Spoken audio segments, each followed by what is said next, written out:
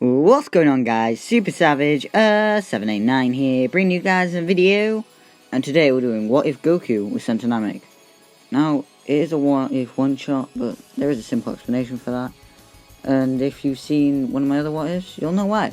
But without further ado, let's get straight into today's video.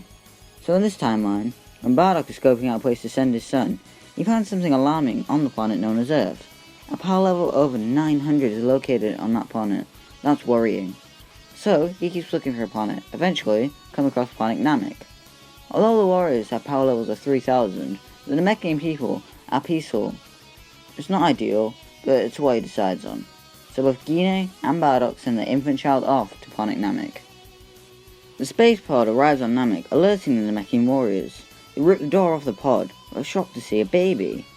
They sense no malice from the child, but they should take him to Grand Elder Guru to see what he wants to do. Should they send him back off? Should they execute him? What should they do? Village Elder, Mori, takes the boy, accompanied by the three warriors, as they fly over to Guru. Mori would of course know this technique, as Dende does state that the Namekians learn when they are young. Once Guru is filled in on what happened, he places a hand on the young boy's head, reading his mind to see what he knows. He discovers that Kakarot was sent there to be safe, and his name is Kakarot.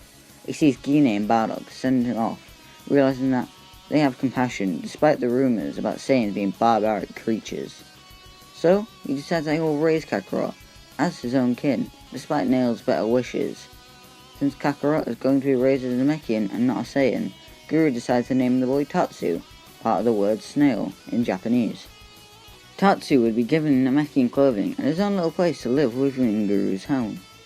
Since they don't know what his tail does, they don't cut it off, seeing it as a limb, like an arm or a leg. Since Saiyans don't regenerate it, they just decide not to, take it off. Both Guru and Nail would raise the young boy, with Guru being warm and nurturing, whereas Nail would be cold and distant. Nail meditates and trains regularly, which Tatsu would be intrigued in. Not as much as a meditation, but he still tries to copy it.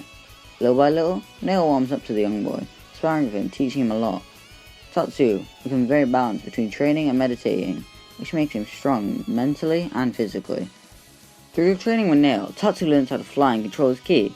Since he meditates a lot, ki control comes even easier to him than in canon, and that's saying something considering the feats that he had as a child on Earth.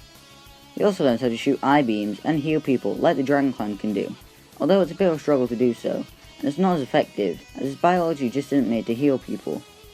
By the time Tatsu becomes 18, Grandfather Guru tells the young boy they will allow him a special gift that only Nail has had in the past. Placing a hand on his head, Guru unlocks Tatsu's potential, which shocks the boy. Not very strong before this, with his power being 3500, but now it's shot up to 29,173. He's then shocked to realise his power keeps rising. By the time it's done, Tatsu's full power is 307,475. This would mean that when him and Nail spar, the Namekian benefits from it more than Tatsu does. Tatsu would train, however, it won't be very beneficial as he's weaker training partners, so he would do, mostly sparring for martial arts purposes, or just for fun, as well as meditation. Time passes from this moment, with Tatsu and Nail are meditating at Guru's, suppressing their power while they do so, as they simply don't need to use their full power currently. That is until they sense something odd. In a faraway Namekian village, a spacepod lands, and out steps out a mysterious Saiyan warrior known as Raditz. Immediately, he starts blasting the village people, angry at his brother's mistake. Why aren't they dead, Kakarot? Immediately, Tatsu, Nail, and the three Namekian warriors all charge towards the location, with Tatsu being first to arrive. Raditz asks his brother why the people of this planet are alive, going over the same speech about him being a Saiyan sent there to destroy the planet. Of course getting it wrong. When the speech is done, the four Namekians all arrive, surrounding Raditz with serious glares. Before anyone attacks, Tatsu says to Raditz, "You can leave now, with no consequences. The Dragon Balls can fix the damage and revive the people slowly over time." This makes Raditz laugh, as he doesn't need to retreat from a bunch of slugs. He turns on his scouter within and detects the power levels of 3,000, 3,000, 3,000, 60,000. Before he can look at Tatsu's, Nail charges him, grabbing him by the neck, lifting him off the ground, shoving his fist through his chest of Raditz, dropping him to the ground. As he dies, he cackles how they're dirty slugs and a disgrace. Nail signs him with curb stomp, which also breaks the scouter. The Namekians gather the Dragon Ball to bring back the people that were killed slowly over time. And look here, though, this isn't the last threat for Namek. Half a year after everything is fixed, Frieza and his forces come to Namek. Immediately, they go to a Namekian village and start killing Namekians to take the Dragon Ball, angering Tatsu. Neil tells Tatsu not to go, and they should defend Elder Guru from the numerous forces, but the same warrior isn't listening. He flies off as fast as possible, arriving at the Namekian village seconds too late. All of his brothers are dead, and this angers him. He blasts all the scouters off, in pure rage. Dodoria tells his master that he won't let this monkey get away, charging at Tatsu, throwing a barrage attack at him. Feeling angry and a bit cocky, Tatsu uses his martial arts skills as well as 10% of his power. This makes Dodoria more mad. Fight me seriously, monkey. Tatsu just grins. Then, he knocks Dodoria's head off.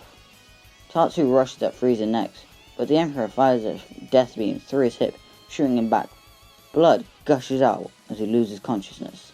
Believing he's dead, Frieza and his forces leave to go find another village the good old-fashioned way. Tatsu tries using his telepathic abilities to contact Neo, Guru, someone to help him. He can't die like this. He sees an outline of two people he vaguely remembers. One with a bright white light, and the other a hellish red one. No, he refuses to pass on yet. Not yet. Not now! Using all his might, his eyes barely open to see 6 figures stood there. And that's where I'm going to leave it here. Make sure you like and subscribe and comment down below if you guys in my next episode of What If Broly Sent to Earth. That's right. This was meant to be a backstory. I hope you guys did figure that out. I tried making it as clear and obvious, leaving hints in both series. But yeah.